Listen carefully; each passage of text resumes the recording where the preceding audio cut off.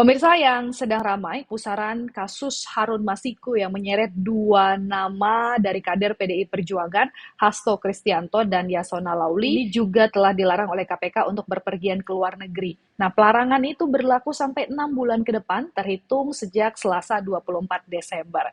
Keduanya terseret kasus dugaan suap pergantian antar waktu atau PAW anggota DPR yang menjerat Harun Masiku. Nah, bedanya adalah status hukum dari keduanya.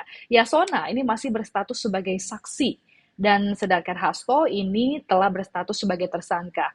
Kemudian masyarakat anti korupsi atau MAKI juga menilai pencegahan ke luar negeri tersebut bukti bahwa KPK serius mengusut kasus dugaan suap Harun Masiku. Lalu apa sih peran keduanya di kasus Harun Masiku ini sendiri? Nah, Yasona sebelumnya sudah dimintai keterangan oleh KPK pada Rabu 18 Desember 2024. Ia diminta menjelaskan soal surat permintaan fatwa dari DPP PDIP kepada Mahkamah Agung.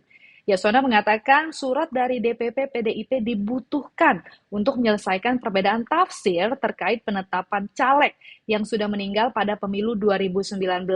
Ia juga menjelaskan surat balasan dari MA. Nah, fatwa itu disebut KPK saat mengumumkan Hasto sebagai tersangka. Hasto membutuhkan berkas itu untuk meloloskan Harun Masiku menjadi legislator.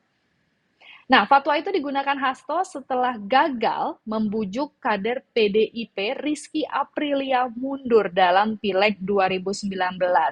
Sekjen PDIP itu akhirnya melobi mantan komisioner KPU Wahyu Setiawan menggunakan uang. Fatwa itu digunakan untuk menetapkan Harun sebagai anggota DPR terpilih dari Dapil 1 Sumsel. Berkas itu sendiri dipakai karena Rizky tidak mau mengalah karena ex-caleg Nazarudin Kemas gugur karena meninggal. Selain itu, yang menarik adalah keterangan Yasona soal Harun ini pernah berbeda dengan fakta. Ia menyebut Harun belum masuk ke Indonesia, ini keterangan pada 16 Januari 2020. Namun pada 22 Januari 2020, Dirjen Imigrasi Roni Sompi mengaku bahwa Harun telah tiba di Indonesia sejak 7 Januari 2020. Nah, adanya informasi dari imigrasi ini mengundang anggapan bahwa Yasona Lauli ini telah merintangi penyidikan karena memberikan keterangan tidak benar soal keberadaan Harun Masiku.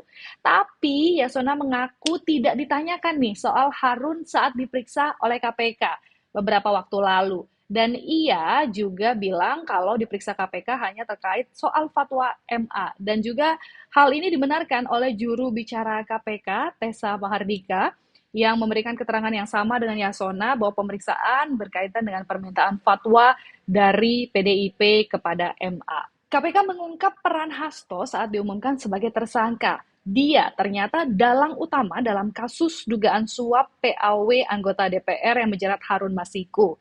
Setio Budianto menjelaskan Hasto merupakan orang yang aktif mengusahakan Harun memenangkan Pileg 2019.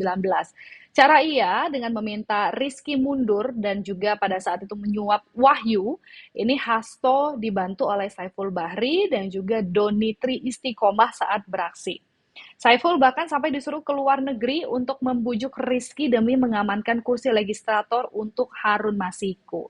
Nah, bujukan yang gagal dari Hasto ini sendiri membuat ia melakukan permainan kotor dengan cara menyuap Wahyu.